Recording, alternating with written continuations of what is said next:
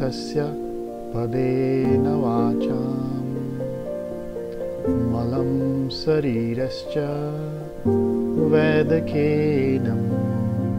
So now means when you are prepared,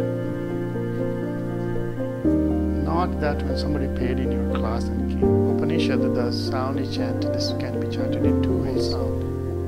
That is pranayama. That's true. Bhagavad Gita, I'm referred somewhere else.